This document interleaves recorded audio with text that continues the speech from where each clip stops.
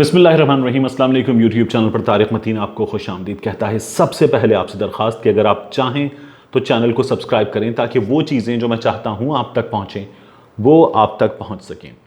जो अब तक इत्तलात आ रही उनके मुताबिक बाज़ जगहों पर ये 70 से ज़ायद है, बाज़ जगहों पर तादाद 80 के करीब बताई जा रही है, बाज़ जगहों पर यह तादाद 100 से ज़ायद बताई जा रही है। बैरूत में जैसे धमाके हुए हैं, कम अज़ कम मैंने अपने जर्नलिस्टिक करियर में ऐसे धमाके, ऐसी तबाही कि ऐसा लगा कि किसी ने शहर के ऊपर कसीरुल मंजिला इमारतों पर कोई एक ऐसी चीज़ फेर दी है जिसने उन्हें मलिया मेट कर दिया है, तबाही मचा दी है।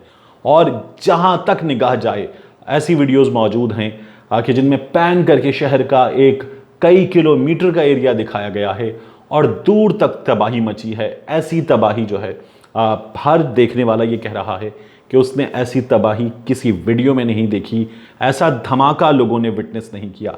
इस धमाके के बारे में बताया जा रहा है, अगर आप मैप पर बैरूत को देखें तो बैरूत बिल्कुल साहिल पर है। ये गोदाम जहां पर ये अमोनियम नाइट्रेट रखी गई थी, ये गोदाम साहिल पर है। यहां से कब्रस, साइप्रस समंदर से नजर आता है दूर, और वहां पर मैप में, और आप वहां देखिए ये 40 मिनट की फ्लाइट है और मैप में ये नज़र आ रहा है आपको यूँ, और 40 मिनट की इस फ्लाइट पर ये जो 150 किलोमीटर का फासला है, यहाँ पर भी ये धमाके जो हैं वो सुने गए हैं। ये इतनी बड़ी तबाही है। और अमोनियम नाइट्रेट जो है वो गोदाम में रखी गई और ये बताया जा रहा है कि 2300 टन अमोनियम नाइट्रेट अनसेफ तरीके से वहाँ पर रखी गई थी। ये बयान जो है वो दिया है हसन दियाब ने, लबनान के वज़ीर आज़म ने। लबनान की सूरत हाल पर हम इसमें बात करेंगे, क्या ये हादसा है, गफलत का नतीजा है, दहशतगर्दी है या नहीं, इस पर हम बात करेंगे। एक पूरी हिस्ट्री है अमोनियम नाइट्रेट के धमाकों में इस्तेमाल होने की, वो हिस्ट्री बड़ी ख़तरनाक है। और साल था 1947 का, टेक्सास का शहर, साहिल पर एक जहाज़ में अमोनियम नाइट्रेट, ये समझ लीजिए कि जो रिपोर्ट्स हैं उसके मुताबिक 20,86,000 किलोग्राम 20,86,000 किलोग्राम अमोनियम नाइट्रेट रखी हुई थी। किसी ने गफलत में जलता हुआ सिगरेट जो है वो वहाँ फेंक दिया। पेपर बैग्स में ये रखी हुई थी और धमाका हुआ। साहिल पर 2 से 3 जहाज़ खड़े हुए थे जिनमें अमोनियम नाइट्रेट मौजूद थी। धमाकों की चेन थी।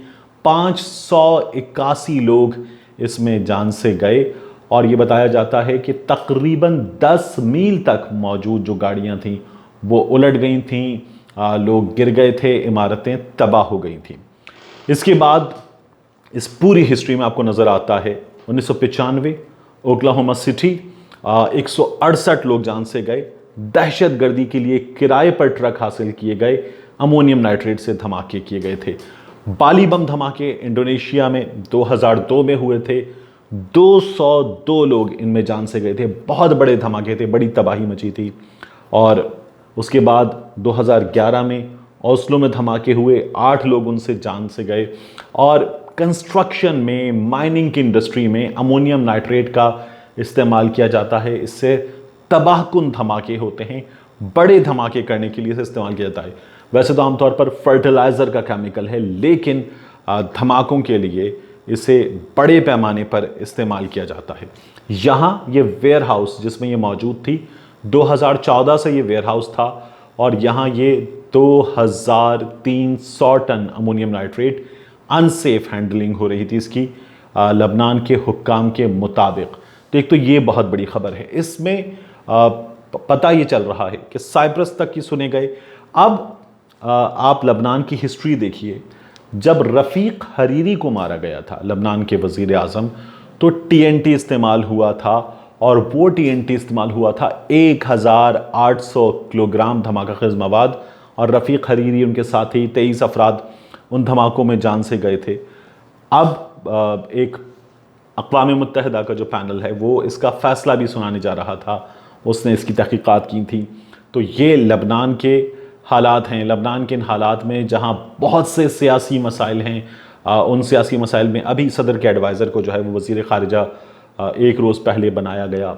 लबनान एक ऐसी सूरत हाल से गुज़र रहा है जिसमें बहुत सारी डेवलपमेंट्स हैं, सिर्फ लबनान की अंदरूनी सियासत में नहीं, लबनान के पड़ोस में इसराइल में जो हालात हैं उनमें, लबनान में जो तंजीमें हैं उनकी और इसराइल की आपस में लड़ाइयों में, ये एक लंबी सूरत हाल है।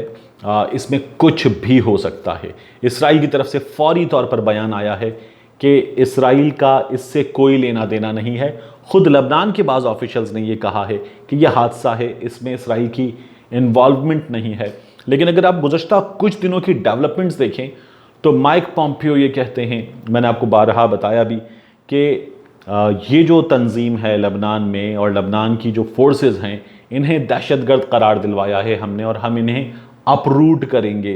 यूरोप के जो से मुल्क हैं वहाँ अपनी सिफारतकारी की बात करते हुए, जनूबी अमेरिका के ममालिक में अपनी सिफारतकारी की बात करते हुए उनका ये कहना है कि इन दहशतगर्दों को हम नाकाम बनाएंगे।